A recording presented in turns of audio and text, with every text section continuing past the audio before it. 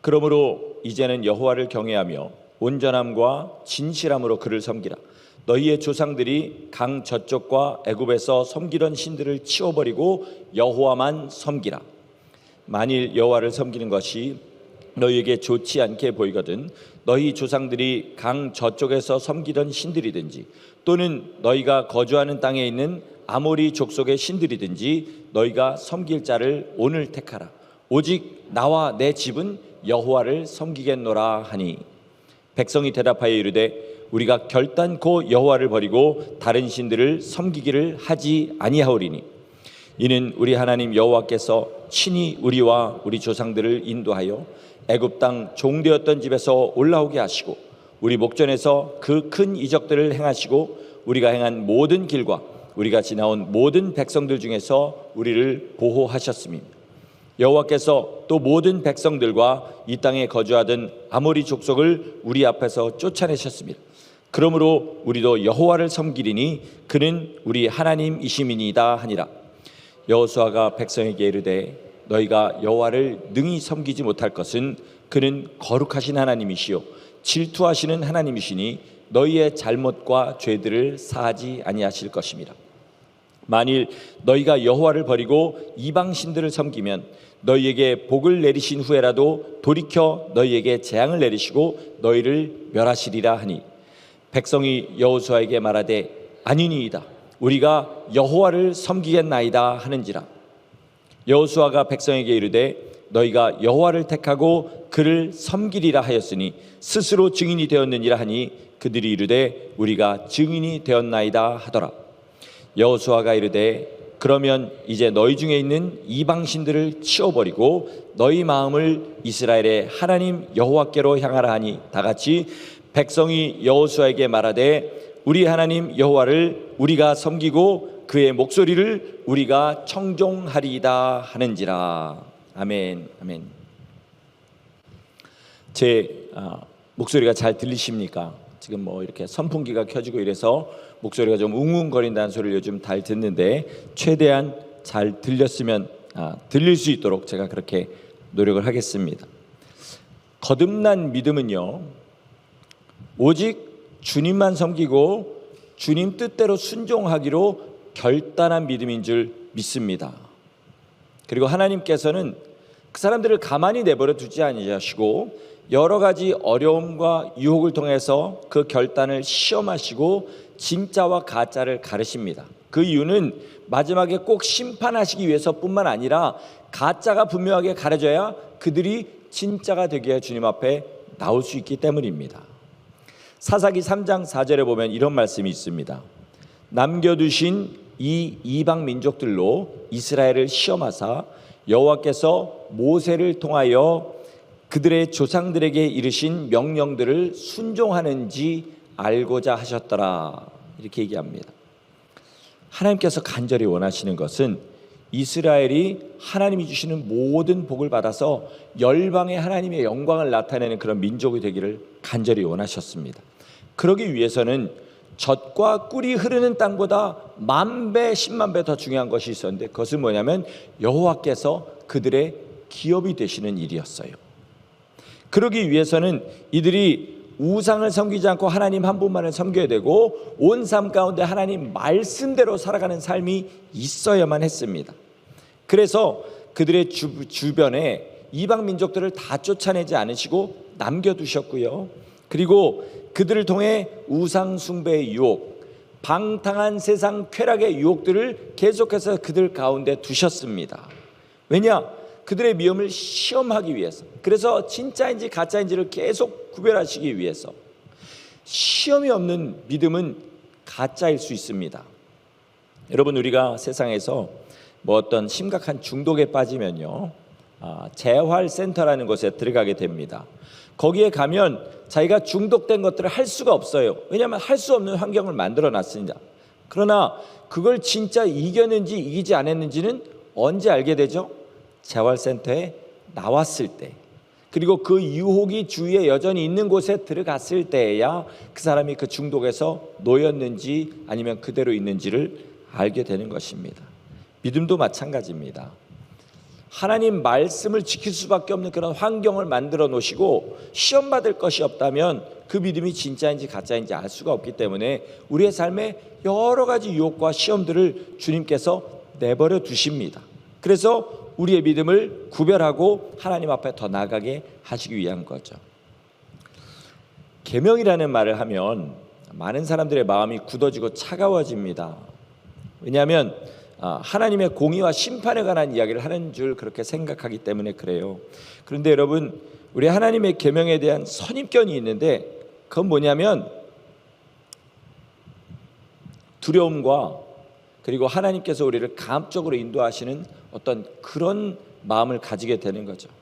그런데 그 선입견을 제외하고 잘 생각해 보면요, 하나님의 계명은 우리를 강제하시는 것이 아니라 그 가운데서 우리에게 큰 유익을 주시기 위해서 주신 것이라는 사실을 알 수 있습니다. 계명을 지키면요, 우리에게 실제적인 유익이 있습니다. 아멘이십니까? 계명은 우리의 삶에 분명한 선을 그어줍니다. 그게 싫은 거죠. 그리고 사람은 죄인이기 때문에 누가 자기 인생에 들어와서 강제로 어떤 선을 그어주는 것, 넘지 못할 선을 그어주는 것을 굉장히 태생적으로 싫어합니다. 그런데 여러분, 우리 아이들을 교육할 때 한번 보세요. 우리 아이들에게 분명히 넘지 못할 선들을 그어주시면서 그렇게 아이들을 교육하십니다. 그렇죠? 예를 들면 너희 나중에 크면 절대로 마약 같은 건 근처에도 가지 말아라. 그러면 나중에 너희 인생이 망가진다. 담배 피지 말아라. 폐가 망가져서 폐암에 걸릴 수 있다. 또 어떤 타락한 성적인 유혹에 절대로 빠지지 말아라. 이단 사이비 같은 데 빠지지 말아라. 사기꾼들 가까이 하지 말아라. 친구는 이런 아이를 사귀어라. 계속 우리는 선을 그어줘요. 아이들은 그거 좋아합니까? 싫어합니까? 싫어하지요. 왜냐하면 어른들이 보는 것을 아이들은 보지 못하기 때문에. 하나님도 마찬가지십니다. 하나님이 보시는 것을 우리 사람들은 보지를 못해요. 그러다 보니까 하나님이 계명을 주시면 어떻게 해요? 왜 또 삶에 이런 부담들을 주시지? 그리고 싫어하는데 실제로 그 계명들을 순종해 보면 결국 우리 삶에 유익이 옵니다. 율법에도 그런 것이 있어요. 자, 10계명의 5계명, 부모를 공경하라는 그런 계명이죠. 그런데 부모를 공경하라 이렇게만 안 하시고 그 다음에 붙는 말이 있어요. 그러면 내가 땅에서 잘되고 장수하리라. 그리고 이것이 약속 있는 첫 계명이다. 하나님이 하나님의 이름으로 도장을 꽝 찍으셨습니다. 율법을 듣는 사람은 내 부모를 공경하라 이것만 들어요. 복음을 듣는 사람은 그러면 내가 땅에서 잘되고 장수하리라까지 듣습니다. 왜 아이들 밤잠 안 자고 공부시키십니까? 왜 여러분 직장에서 세상 말로 더럽고 치사한 거 다 참고 자기 사업체에서 정말로 깐깐하고 힘들게 하는 커스터머들 참아가시면서 그렇게 일하십니까? 땅에서 잘 되려고 그러시는 거죠. 왜 운동하세요? 왜 맛도 없는데 몸에 좋은 음식 비싼 돈 내고 사 드십니까? 장수하려고 그렇게 하시는 거죠. 땅에서 잘 되고 장수하려고 우리는 하루에 24시간 중에 최소한 3분의 1 이상을 투자하면서 그렇게 살아갑니다. 그런데 두 가지가 동시에 다 되는 계명이 있는 거예요. 뭐죠? 내 부모를 공경하라. 이 땅에서요, 부모를 저주하고 부모를 때리고 부모를 버리고 부모를 죽이는 세상에서 나만 특별하게 부모를 공경하는 것 같으면 되게 손해보는 것 같고 남들 안 하는 짓 하는 것 같은 생각이 들어갑니다. 그런데 이 부모를 공경하는 일을 하면 땅에서 잘되고 장수한답니다. 여러분, 이게 율법입니까? 복음입니까? 복음이지요. 땅에서 열심히 수고하는 것은 잘되고 장수하려고 하지만 보장이 없습니다. 그러나 부모를 공경하는 하나님의 법에는 하나님이 보장하신 약속이 있어요. 신약의 계명들은 더합니다. 마음의 중심을 다루시는 그런 계명들이거든요. 그러니까 더 어렵게 느껴지죠. 미워하냐? 살인한 거야. 이성을 보고 음욕을 품었냐? 간음한 거야. 누가 네 속옷을 가져가려 하니 겉옷까지 다 벗어서 줘버려. 누가 네 오른뺨을 때려니 왼뺨을 내줘버려. 말도 안 되는 이야기죠. 이 땅에서 어떻게 그렇게 살아갑니까? 그런데 주님께서 그 계명 안에 뭘 담아주셨냐면 세상을 이기는 능력을 담아주신 줄 믿으시기 바랍니다. 그것을 하는 사람은 세상을 이길 수 있다는 거예요. 이 사실을 정말로 믿는다면 우린 날마다 다른 무엇보다 순종의 문제를 고민해 봐야 됩니다. 히브리서 11장을 믿음장이라고 해요. 그런데 막상 거기 나오는 분들은 뭘 계속해서 하나님 말씀하시냐면 순종한 것들을 말씀하십니다. 순종이 곧 믿음이라는 거죠. 히브리서 6장에 보면 이런 말씀이 있어요. 그리스도 도의 초보를 버리고 완전한 데 나가라, 이렇게 얘기해요. 이걸 읽을 때마다 저는 숨이 막히는 느낌이 들었어요. 완전하라니, 나는 완전하고는 거리가 멀어도 너무 먼데 나 어떻게 완전할 수 있지? 사람이 정말 완전할 수 있나? 그럼 나 완전하지 못하면 하나님의 그 거룩한 영광에 참여하지 못하나? 지옥 가나? 막 이런 생각이 들어가는 거죠. 근데 요즘 제가 새벽에 히브리서 말씀 전하면서 이 히브리서 6장 말씀을 다시 묵상하는데 다르게 다가온 것이 있어요. 그건 뭐냐면 완전하라는 말과 완전한 데 나아가라는 말은 뉘앙스가 다르다는 거예요. 완전하라는 말은 점도 흠도 없이 완벽하라는 말입니다. 그런데 완전한 데 나아가라는 말은 점도 흠도 없이 완벽한 것을 추구하며 살라는 말이에요.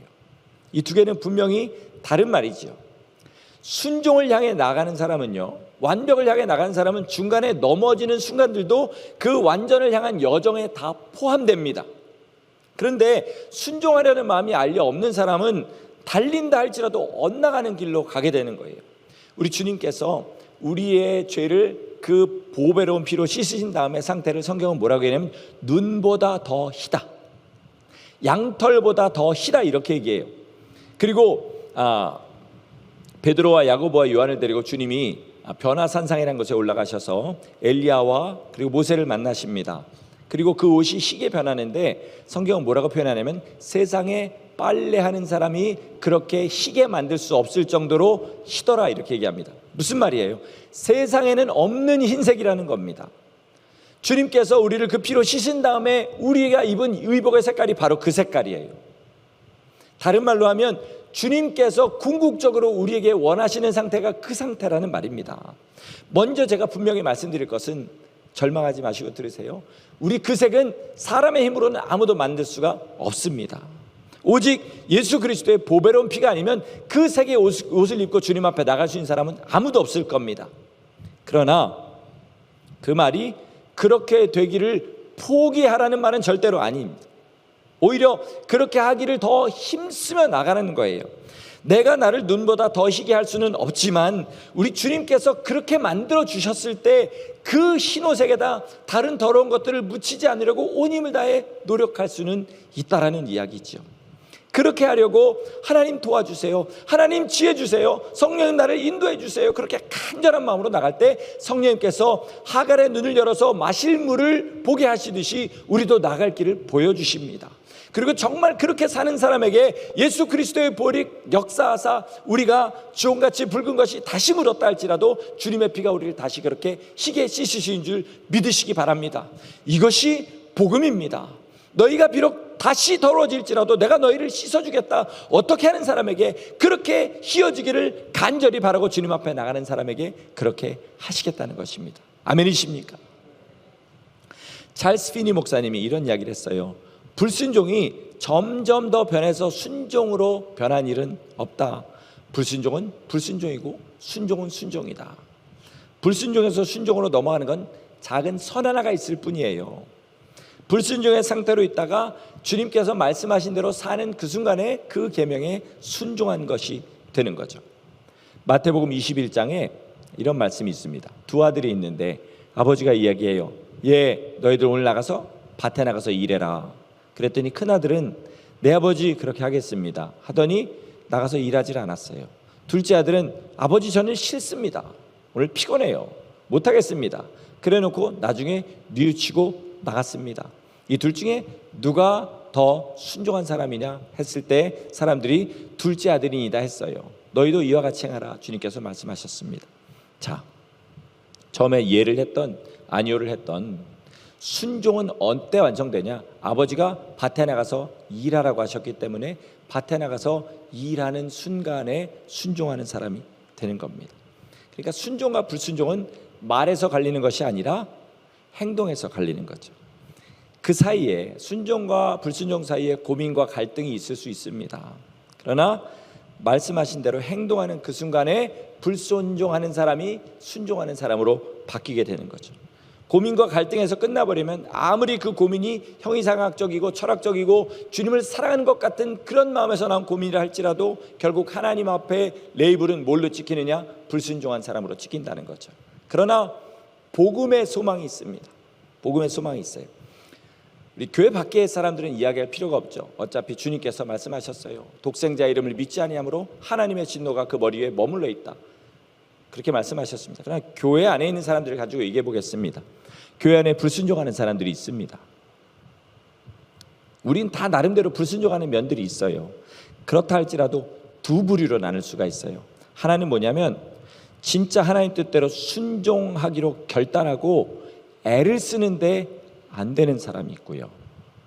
또 다른 하나는 이미 처음부터 되는 만큼만 하려고 작정한 사람이 있어요. 이 두 사람은 하나님 앞에는 분명히 다른 사람입니다. 담배를 끊는다는 걸 금연이라고 하죠. 그러기 위해서는 절대 나는 담배를 다시 피지 않겠다라는 결단이 있어야 됩니다. 그 결단이 변치 않으면 중간에 어쩌다가 한두 대 피는 날이 있다 할지라도 결단하고 계속 나가면 언젠가는 담배를 끊게 돼요. 그런데 담배를 난 끊겠는데 스트레스를 너무 받으면 한 대 필 수도 있어. 회식 자리에 나가면 한 대 필 수도 있어. 그리고 흡연해 보신 분들은 알지만 니길니길한 거 먹어가지고 너무 힘들면 한 대 필 수도 있어. 이렇게 마음먹은 사람은 금연 안 됩니다. 담배를 줄일 수 있을지 모르지만 다시 결국은 제자리로 돌아가게 돼요. 순종하는 성도도 마찬가지입니다. 여러분 결단하셔야 됩니다. 타협하지 않기로 주의 말씀대로 살기로 결단하셔야 돼요. 그래도 넘어집니다. 그렇게 결단한 성도, 나는 주님의 은혜 받아서 주님께서 나를 위하여 그 목숨을 주셨기 때문에 내 목숨을 드리기까지 하나님 뜻대로 살겠습니다라고 결단하는 성도가 거듭난 성도라는 거죠. 상황이 닥치면 못할 수도 있지 처음부터 이렇게 마음을 먹은 사람은 거듭난 성도가 아니라는 거죠. 우리가 당연히 넘어지고 실수합니다. 우리 중에 나는 한 번도 예수 믿고 안 넘어졌다라고 얘기하실 수 있는 분 아무도 없잖아요. 저도 지난 한 주만 돌아봐도 하나님 앞에 결단한 것들을 넘어지고 쓰러지고 그리고 또 기도하고 일어서고 일을 계속해서 반복했어요.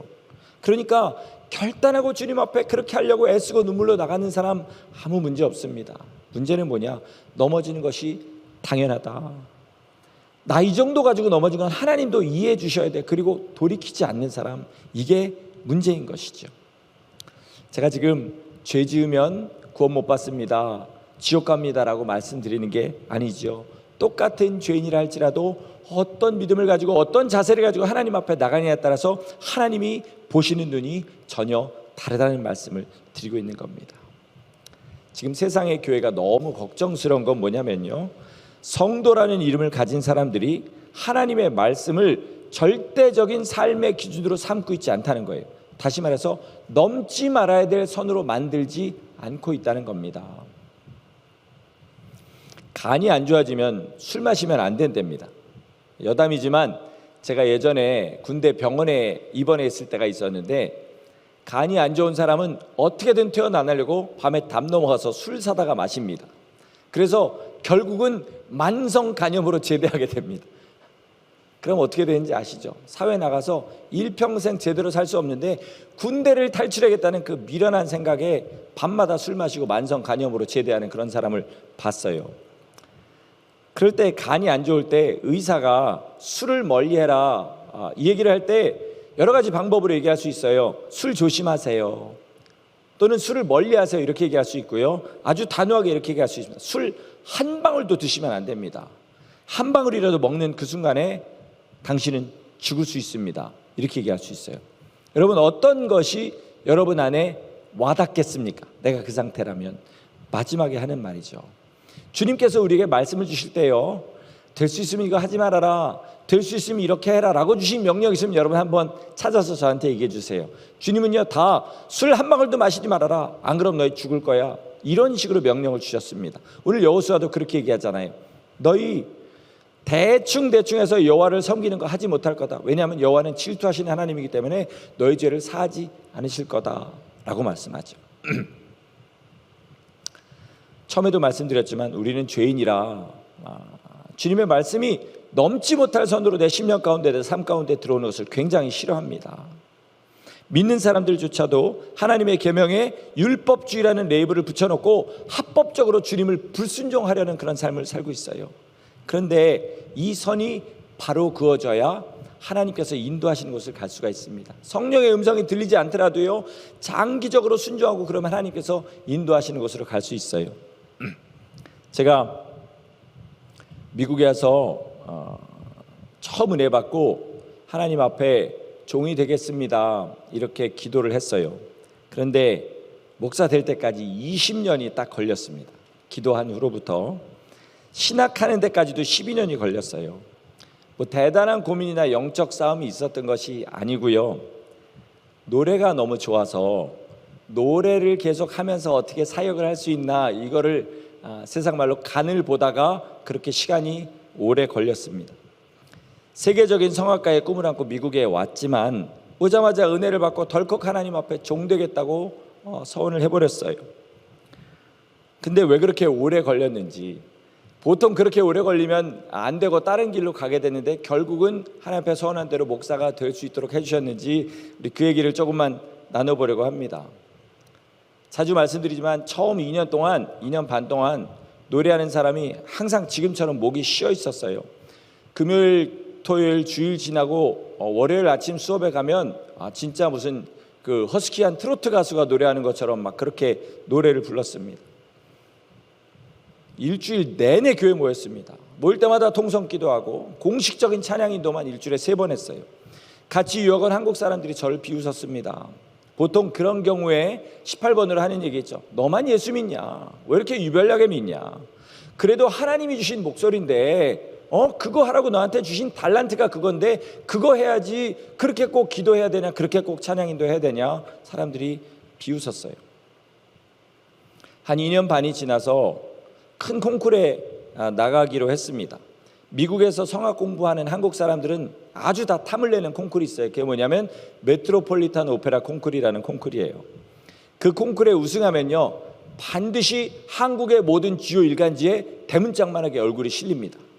그 전에 우승한 친구들의 이야기를 들어보니까 한국에서 하여튼 국제 전화로 엄청 전화를 받고 뭐 별의별, 요즘 같으면 뭐 카톡에 불난다고 하죠. 그런 콩쿠르예요. 또 본선까지만 올라가도요, 상금을 굉장히 많이 주고 세계 3대 오페라라고 하는, 그러니까 성악하는 사람한테 꿈의 무대라고 하는 그 무대에 오디션을 볼 수 있는 자격을 줘요.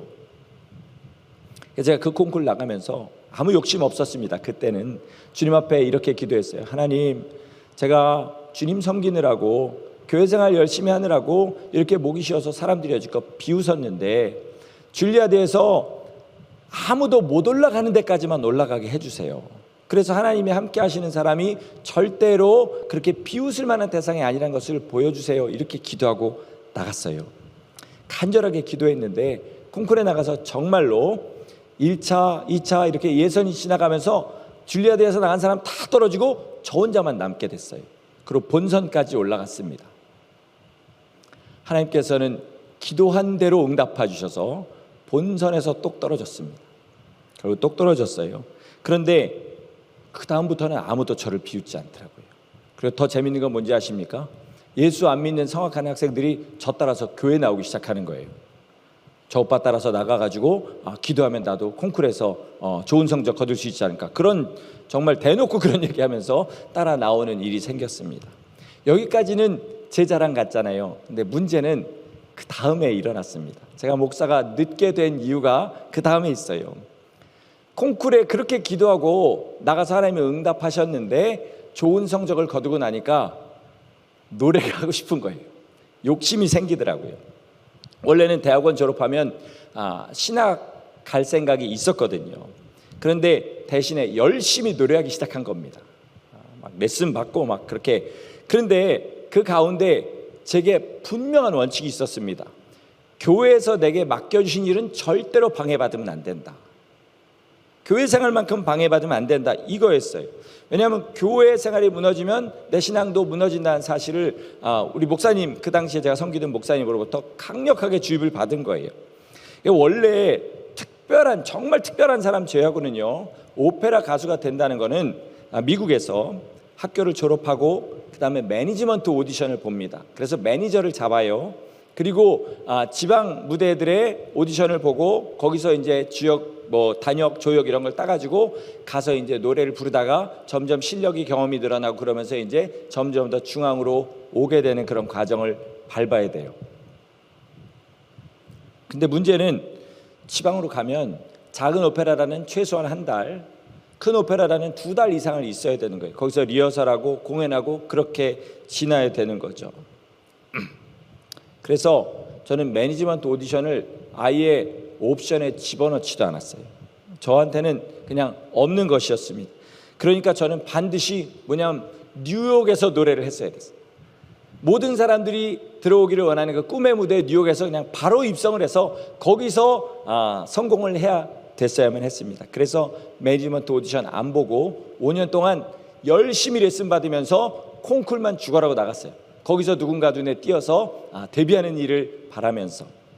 근데 그렇게 5년을 하고 나니까요, 더 이상은 안 되겠구나, 이런 식으로는 내 꿈을 이룰 수가 없겠구나라는 생각이 들었습니다. 그래서 매니지먼트 오디션을 본 것이 아니라 노래를 접었습니다. 더 이상 이렇게 해서는 안 되겠다, 시간 낭비다, 그렇게 생각을 하게 된 거죠. 그럼 노래 전공한 사람이 노래 안 하면 뭐 해서 먹고 살까요?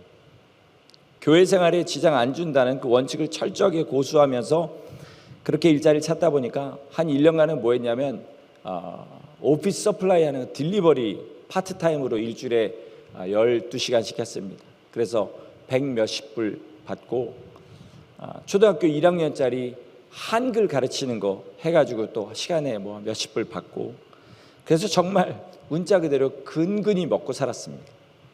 얼마 전에도, 옛날에도 한번 얘기한 것 같은데, 그때 저희 집사람이 저한테 한 얘기 중에 아직도 제 가슴에 맺힌 얘기가 있어요. 자기가 어디 나가서 일주일에 300불만 받아오면 내가 소원이 없겠다, 이런 얘기를 들었었습니다. 그런데 그렇게 1년을 지나고 나니까 아이가 생겼어요. 그래서 하나님 앞에 기도했습니다. 하나님, 지금 저희 둘이 먹고 살기도 너무 힘들어요. 아이 생기면 어떡합니까? 좀 주세요. 그렇게 했더니 하나님이 일을 주시는데, 어떤 일을 주시냐면 도매상에서 물건을 띄어다가 소매상에다 공급하는 그런 일을 하게 됐어요. 처음에는 죽음 나오기도 힘들어 보이는 일이었는데 기도하면서 그 일을 하다 보니까 나중에는 이제 어떤 길이 보이기 시작하는 거예요. 이렇게 하면 더 많은 어카운트들이 생길 수 있겠구나, 이렇게 하면 이 사람들이 나한테만 이 물건을 사겠구나. 그래서 그런 아이디어가 생겨서 그렇게 일을 했더니 나중에는 아주 풍족하게 그렇게 벌면서 살 수 있습니다. 그래서 그 일을, 이게 틈새 시장이었기 때문에 뭐 큰 회사라고 할 수 있는 일이 아니었어요. 그래서 아무한테도 방해받지 않고 한 12년간 그 일을 하면서, 당연히 노래와 신학 사이에 고민했는데 노래 안 했으니까 신학교 갔지요. 그래서 신학교 학비도 내고 생활도 하면서 그렇게 12년간을 할 수가 있었습니다. 물론 목사가 된 다음에도 계속해서 이 원칙들을 따라 살고 해야 되는 일들이 있음에 아직도 그게 안 되는 부분이 있는 건 사실이에요. 그런데 제가 지금 여러분에게 무슨 말씀 드리려고 하는지 아시겠죠? 하나님 말씀 안에 원칙이 세워지면, 다시 말해서 넘지 못할 선이 세워지면요, 그게 우리의 방향을 인도해 줍니다. 방향을 인도해 줘요. 저 같은 경우에는 중간에 매니지먼트 오디션도 보고 싶었고요, 여러 가지 유혹이 있었습니다. 실제로 처음에 멋모르고 매니지먼트 오디션을 본 적도 있었어요. 똑 떨어졌습니다. 다행이죠. 만약에 그거 붙었으면 더 큰 유혹이 있었을 테니까. 그리고 계속해서 그 원칙을 지켜나가다 보니까 나중에는 마음이 안 흔들리더라고요. 하나님께서 나 굶게 하지 않으실 거다, 분명히 필요한 거 주실 거다라는 그걸 가지고 나갔습니다. 여러분도 마찬가지입니다. 처음에 이런 원칙을 세워놓고 또 여지껏 안 하던 일을 갑자기 주님의 말씀이 내 안에 들어와서 원칙을 가지고 나가면요, 큰 손해를 볼 수 있어요. 주위 사람들이 비웃고 세상 사람들이 손가락질할 수 있습니다. 자기만 예수 믿나 이런 소리 할 수 있어요. 그러나 여러분, 그럴 때 도리어 기뻐하시기 바랍니다. 왜요? 주님께서 뭐라 그러셨어요? 나를 인하여 너희를 욕하고 비웃고 박해하고 그렇게 할 때는 기뻐하고 즐거워하라. 하늘에서 너희 상이 큼이라. 무슨 말이에요? 하나님이 지금 그 손해와 모든 모욕들을 받으셨다는 거예요. 내가 지금 얼마나 영웅적인 일을 하고 얼마나 사람들을 할 수 없는 일을 했느냐, 이게 중요한 게 아니라 어제까지는 내가 안 하던 그 일을 주님 때문에 오늘 하기로 작정해서 내가 받는 모든 손해와 그런 모욕들은 우리 주님께서 아름다운 예물로 받으신다는 것입니다. 제가 지금 여러분에게 굉장히 큰 일을 하자 이렇게 말씀드리는 게 아니에요. 어제까지는 내 삶에서 순종하기 어려웠던 그 일을 오늘 주님 앞에 기도하고 순종해 보자는 겁니다. 작은 거 하나요. 왜 박보영 목사님 말씀하시잖아요. 나올 때 신발 하나 다시 제자리로 정리하는 거, 그걸 주님의 이름으로 하라는 거죠. 다른 사람한테 말할 때 내가 그냥 버릇없이 아무 생각이나 없이 그냥 막 반말하고 이러던 거를 겸손하게 말하고 하나님께 은혜될 만한 말 하자. 이것들 하나하나 하자는 거죠. 내 아내에게 함부로 말하고 내 남편에게 함부로 하던 것 주님을 섬기듯이 한번 바꿔보자. 이런 일들 하나하나 해나가면서 안 되는 거 주님 앞에, 주님, 내가 오늘 아침에 남편한테 잘하려고 했는데 얼굴 보니까 또 올라와서 이렇게 했습니다. 자식들한테 이렇게 하려고 기도했는데 그 얼굴 보니까 올라와서 또 이렇게 했습니다. 부모를 공경하려고 했는데 얼굴 보니까 또 이렇게 했습니다. 주님, 내일은 할 수 있게 해주세요. 그렇게 포기하지 않고 계속해서 나갈 때 우리의 삶을 주님께서 받으신다는 거죠. 그리고 어떻게 해요? 삶이 점점 더 주님의 영광에 동참할 수 있는 길로 인도받게 된다는 것입니다. 여러분, 이 삶이 생명의 길입니다. 성령님이 인도하시잖아요. 이렇게 말할 수도 있습니다. 그런데 예수님이 이런 말씀하시죠. 나사로라는 거지와 자색을 입은 부자가 있었어. 근데 이 자색을 입은 부자는 죽어서 음부에 가게 됐어. 아브라함을 보고 물 한 방울만 내 혀에 떨어달라고 했는데 거절당했어. 그 다음에 뭘 부탁하죠? 주여, 그러면 나사로를 내 형제들에게 보내서 이런 것이 있다는 것을 알려주시옵소서. 만약 죽은 자에게서 살아서 가는 자가 있으면 그 말을 들을 것입니다. 그랬더니 아브라함이 뭐라 그러죠? 아니다, 그들에게 모세와 선지자가 있으니 그 말을 들을 것이다. 만약에 그 말도 듣지 않는 사람은 죽은 자에게서 살아나는 자가 있다 할지라도 듣지 않을 것이다. 이렇게 얘기했어요. 모세와 선지자가 뭡니까? 하나님이 이미 주신 법을 말하는 거죠. 주님의 계명은 애매하지 않아요. 너무나 분명합니다. 그래서 순종과 불순종 사이에, 생명과 사망 사이에 애매한 곳, 중간지대가 존재하지 않습니다. 제가 지금 여러분에게 결론으로 말씀드리는 것은 믿음대로 살기로 결단하시라는 겁니다. 아멘이십니까? 결단하세요. 내가 비록 어제까지는 주님 뜻대로 살지 못한 것이 있다 할지라도 오늘은 주님의 뜻대로 살겠습니다. 결단하세요. 지금 내 눈에 보기에 이것을 순종하는 것은 너무나 어렵다 할지라도, 당장 못할 것 같다 할지라도 언젠가는 주님 앞에 하겠습니다. 도와주세요. 결단하세요. 그렇게 나갈 때 어떻게 되냐면 점점 더 주님 앞에 나가는 삶을 살게 됩니다. 아브라함은 이삭을 달라고 하실 때 아낌없이 드렸어요. 에스겔은 유다와 이스라엘의 죄를 위해서 소똥으로 불을 피워가지고 떡을 만들어 먹으라 할 때, 여러 날을 그렇게 하라고 그럴 때 그 불결한 것을 하나님의 말씀이기 때문에 순종했습니다. 신약에 오면 예수님은 성령을 받자마자 40일을 광야에 나가서 금식하셨어요. 그리고 우리를 위해서 십자가의 그 모진 모욕과 고난을 다 당하셨습니다. 베드로는 성령 받은 다음에 오직 예수님 증거하고 말씀과 기도에 전무하는 삶을 살다가 마지막에는 자청해서 십자가에 거꾸로 못 박혀 죽였습니다. 바울은 예수님 믿은 다음에 남들은 하나라도 가지기 원하는 그 권력과 부와 명예들을 다 내려놓고 오직 그리스도를 아는 고상한 지식을 위하여 모든 것을 오물과 배설물처럼 버렸습니다. 뭐가 이들을 그렇게 만들었을까요? 하나님 주신 은혜가 분명히 있었죠. 은혜 없이는 절대로 안 되는 겁니다. 보혈의 능력 없이는 불가능한 거예요. 그러나 거기에 그들의 결단이 더해지고 그 결단이 변치 않았을 때 그 삶을 결국은 주님이 받으시는 영원한 제물로 드릴 수가 있었던 것입니다. 말씀 마치겠습니다. 이 모든 복이 나와 내 가정은 오직 하나님만 섬기겠노라, 다시 말해서 주의 말씀대로 살겠노라 하나님 앞에 고백하고 도움을 구하며 나갈 때 임하는 줄 믿습니다. 여러분, 주님 뜻대로 살겠다고 결단하시고 어떤 유혹과 시험이 와도 넘어져도 주님만 섬기겠다는 그 마음 변치 않으시고 주 앞에 나가시는 성도 되시기를, 그래서 반드시 주님의 나라 그 영광에 들어가시는 성도 되시기를 예수님의 이름으로 간절히 축복합니다. 아멘. 기도하시겠습니다.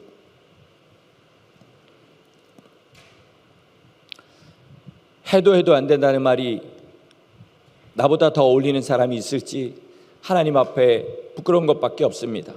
그러나 그 가운데 결단하고 주님 앞에 나갑니다. 하나님께서 인도하시고 말씀하시는 것이라면 비록 지금은 안 되지만 언젠가는 십자가를 지라 하셔도 질 수 있는 사람 되기 원합니다. 그래서 하나님 아버지, 지금 비록 작은 것이고 부끄러운 것이지만 이것 하나 순종하며 주님 앞에 나가는 그 삶을 살기 원하오니 하나님 도와주시옵소서. 우리의 결단이 세상의 시험과 유혹에 흔들리지 않게 하시고 손가락질과 모욕에 흔들리지 않게 하시고 오직 주님을 향하여 나가는 영혼들 되도록 우리를 축복하여 주시옵소서. 여호수아가 나와 내 집은 오직 여호와만 섬기겠노라 결단한 것처럼 우리 입술에 날마다 시작하는 하루하루에 이 결단으로 시작하고 이 결단을 확인하며 마칠 때에 언젠가는 우리 삶이 주님 기뻐하시는 거룩한 산제물 되는 그날을 간절히 바라고 소원하며 우리 주 예수 이름으로 감사하며 기도드렸습니다. 아멘.